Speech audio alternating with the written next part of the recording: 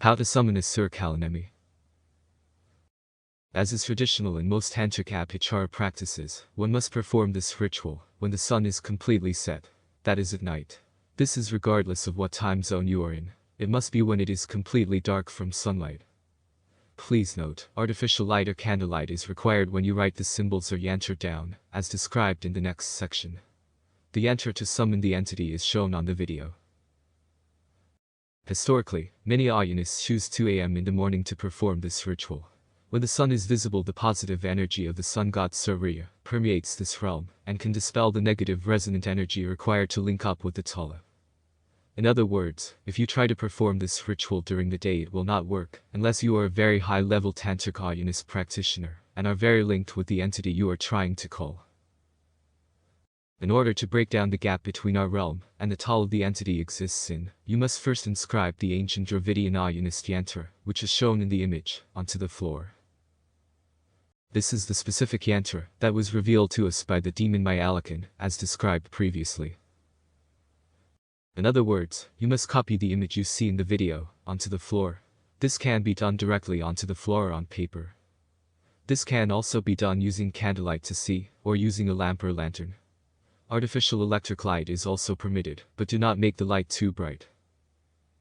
The method of copying can be done in a few ways that are traditional to various Aaiyyanist schools. You can either draw the symbols onto the ground using a wooden stick, or if the ground is too hard you can use charcoal. If you are inside your house, you may also use paper placed onto the floor and inscribe the tantric symbols using charcoal. By writing down the Aaiyyanist inscription, or yantra, onto the floor, the link between our reality and the dimension the entity resides in will be open. To facilitate resonant transference of energy, to create the doorway or tunnel, it is imperative that you chant the name of the entity you are trying to contact. So, once the inscription is finished, the final part in unlocking the gateway between this realm and the Tala is chanting the mantra of Asura Kalanemi, Asura Kalanemi, Asura Kalanemi. You must keep chanting Asura Kalanemi until you begin to feel the presence of the Asura. As you chant the mantra, feel yourself becoming relaxed and meditative, and allow your spirit to enter into the realm of the Asura Tala. It will usually take 100 chants to summon the entity for a practiced tantric Aaiyyanist. For a layperson, it may take 100 to 500 chants of this mantra before you feel the presence. And trust us, you will feel the presence in the room with you. For some people who are unattuned, it may take longer, but the more times you perform the ritual, the stronger your resonance with the Tala and the entity will become.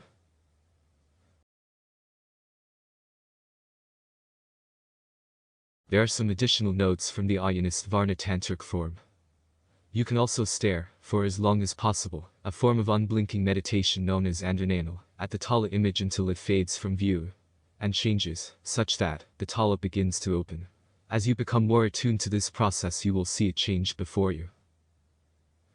Once you feel the presence of the entity, all you need to do is tell them verbally your wishes and allow them to do the rest.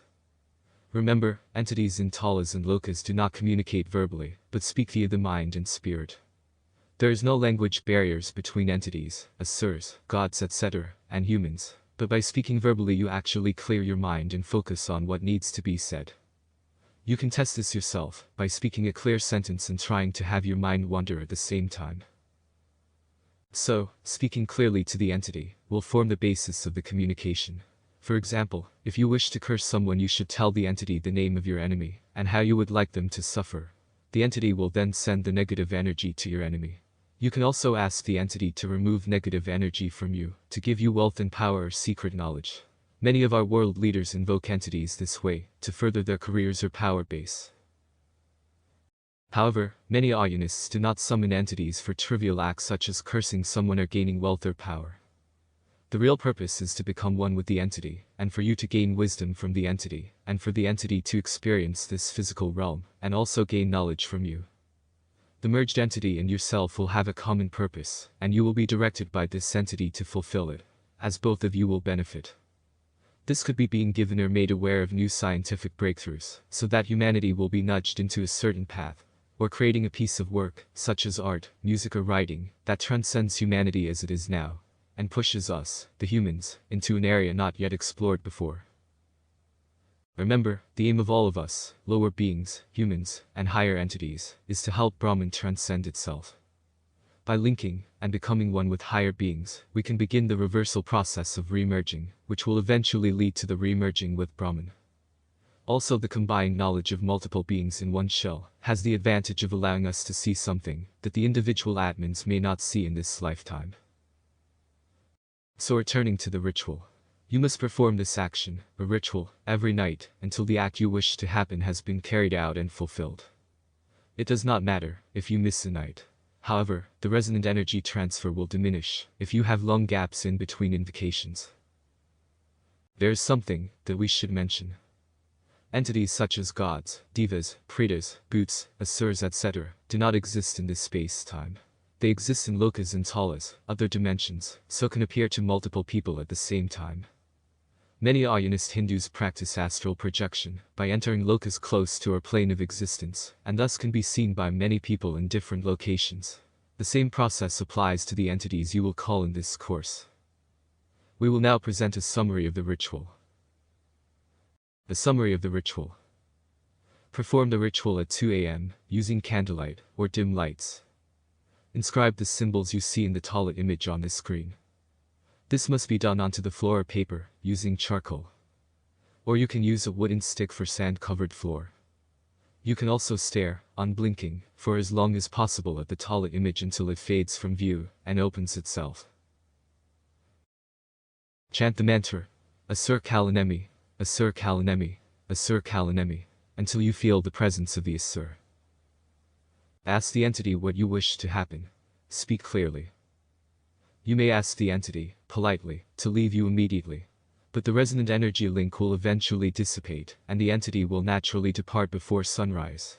Unless you actively wish it to remain, as explained in the next point. This part is important. You also may ask the entity to remain with you, so that you will ultimately become one. This is the desired state. So if you wish to transcend yourself, summon the entity, but actively open your mind, body and soul to the possibilities of merging with the being. So that you may be touched by greatness and experience their reality, and the Tala they exist in. Also, the entity will be touched by your soul, or Atman, and experience this material reality. You will both benefit, share knowledge and ultimately transcend yourselves. If you have difficulties with this method, you may also use the mirror method, which you use to summon the demon Susna, which was given earlier in this course.